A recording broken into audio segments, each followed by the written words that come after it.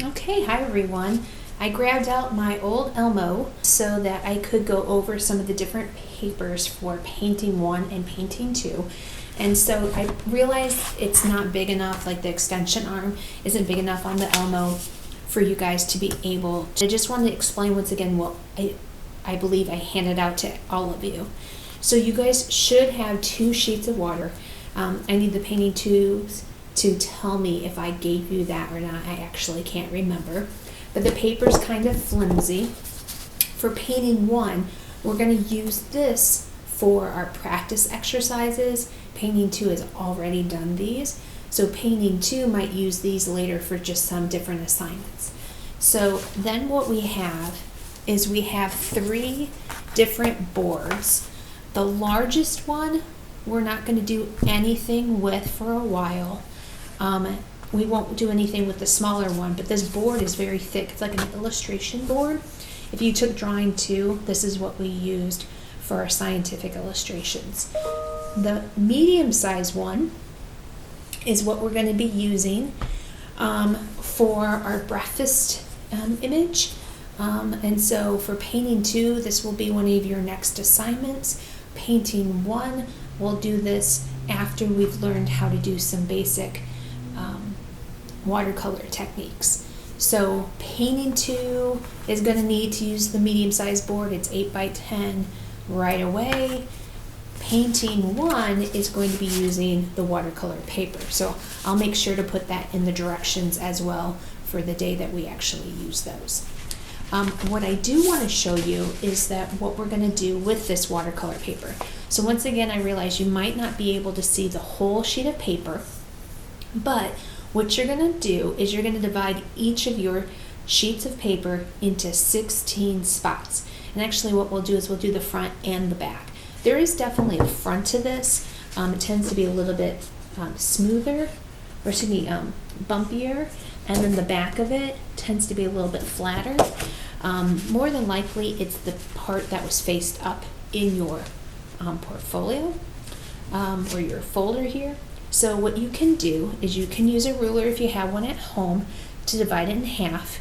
If you don't have a ruler, you could use something like the edge of your sketchbook.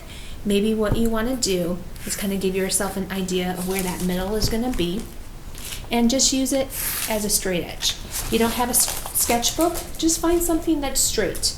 And so what I want you to do is to divide it up vertically as well.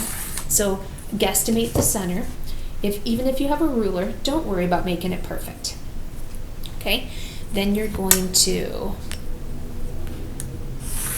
divide into half. And you might see that mine's a little crooked. That's okay. Okay? And mine aren't perfectly equal, and it doesn't matter. So we're going to do the front and the back.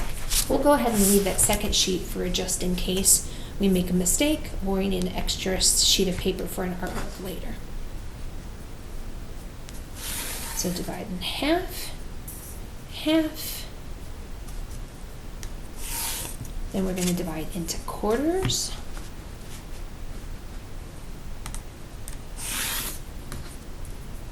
Vertically and quarters horizontally. So feel free to re-watch this video if you need to, speed up to the section that you need. Okay?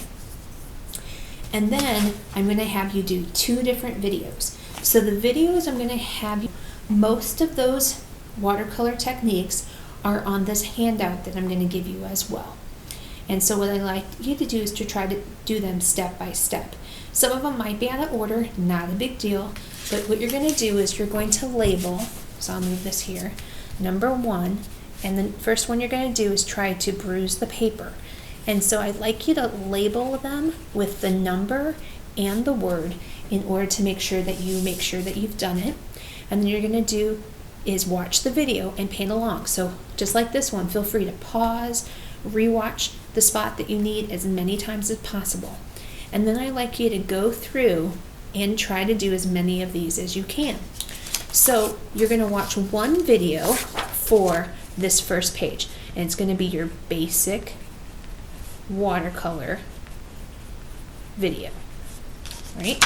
And then on the back, we're gonna have a second view or video, and that will watercolor videos.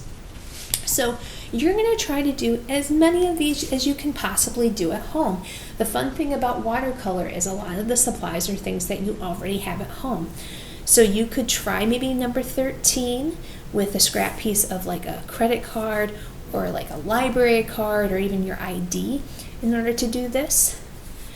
You probably won't be able to do number 15 or 16. 15, you could do something similar if you have any Elmer's glue, right? 16, you won't have any Frisket film at home. You might not even have a sponge, but if you do have sponges at home, feel free to try the sponge technique. You just can't use the masking Frisket for it. Many of you might have tape. You might have crayons at home. You might have plastic wrap in the kitchen, so that's like saran wrap. That's the stuff you use to seal your food. It comes in a box, like aluminum foil. You might have some bubble wrap or some wax paper and other stuff in the kitchen. You can drop some rubbing alcohol. So if you have this might be in the bathroom for like cuts and bruises, that sort of thing. You might have some instant coffee. Regular coffee doesn't work, but you can try that. You can try some salt, table salt, fancy Himalayan salt, all works different. You can splatter with an old toothbrush or a brush.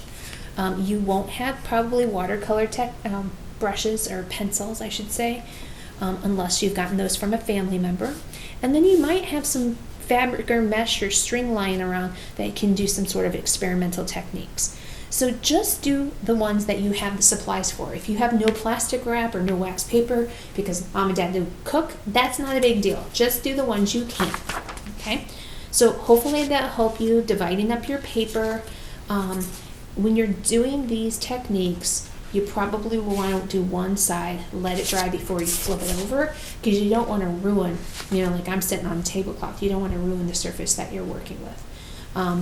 Also, you want to make sure that you have yourself a brush, your brushes with you, your water cup, maybe some paper towel.